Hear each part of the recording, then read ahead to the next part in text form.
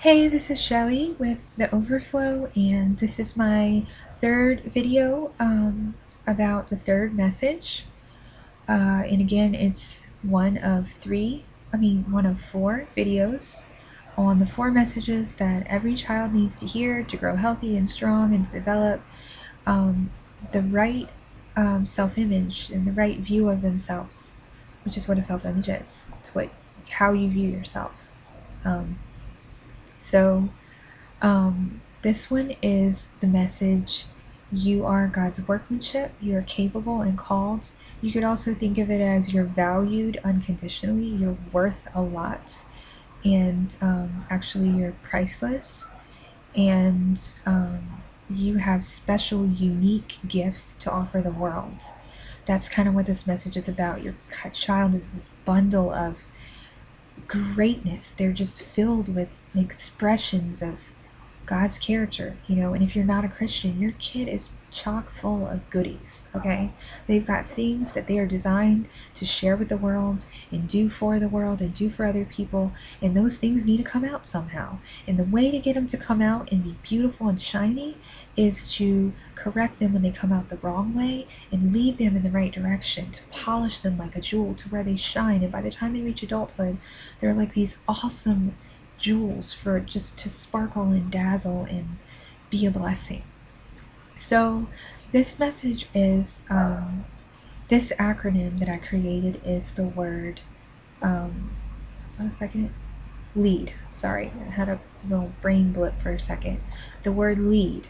So the L is for look for the gift gone awry and the learning opportunity, because let's face it, sometimes you are not going to see a gift in that mess. You're going to be like, I don't know what kind of thing that is, but it doesn't look like a gift to me, and I do not know how to approach that.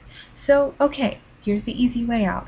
Look for the learning opportunity, okay? So maybe you don't see a gift in there, but there's a learning opportunity. What can my kid learn from this, okay? What is it they're struggling with? What can they learn? This is an opportunity, not a stress time. I can think about how I'm going to help my kid, okay? So that's L. Look for the gift gone awry and the learning opportunity.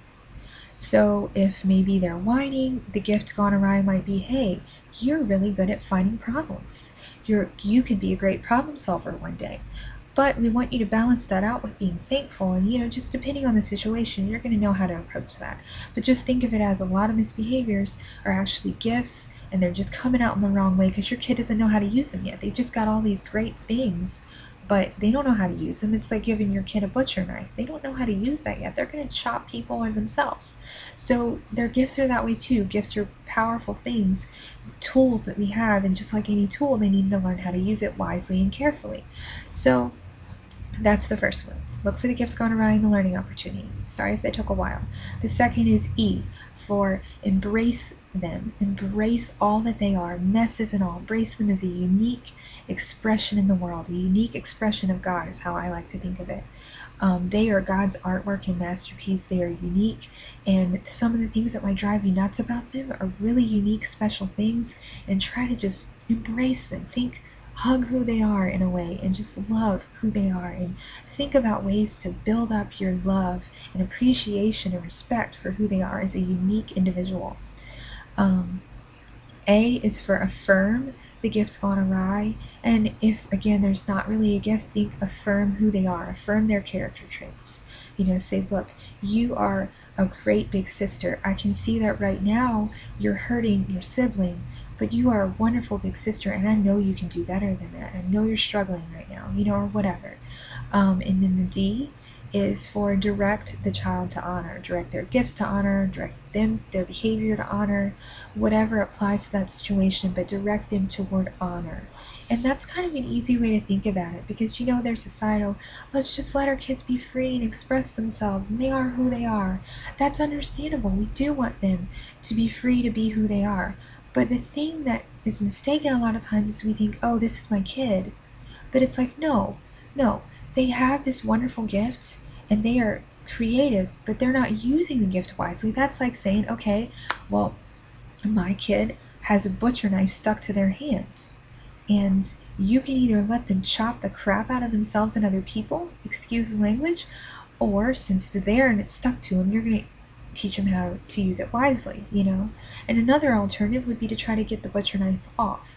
But when you're thinking of gifts, you know, like say your child is strong-willed, you might want to try to cut that out of them. You might want to try to break their spirit, but that's not good. What you need to do is teach them how to use that awesome power tool for good.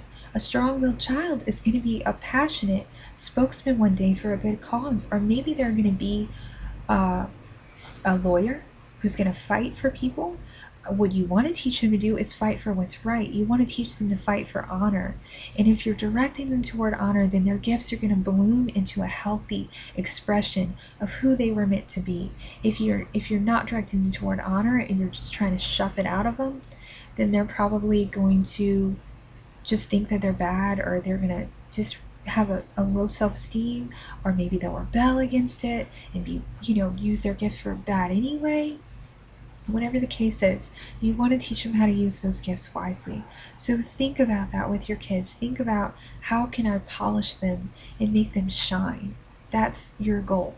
So whatever the gift looks like on the outside, that's what you want to make sure you're focusing on, is making sure it's coming out the right way. Okay, so I definitely had a brain blip there, and I'm not sure if I don't know, I felt like I went on a mental vacation for a second, so I apologize if that was confusing, or if I didn't say everything I was supposed to say. I'm just going to go back over the acronym really quickly, because this video is starting to get longer, and I'm trying to keep it to a shorter amount of time. So again, it is look for the gifts gone awry and the learning opportunity, and or the learning opportunity. Sometimes it's both, sometimes there's one. Then embrace who they are, affirm their gifts and their character traits, and then direct them to honor. And those are just super basic, super easy things to think about and memorize. I highly recommend memorizing all of these acronyms. I have, and it really helps me. I try to say them to myself at least once a day, and then maybe again when I'm in a conflict time.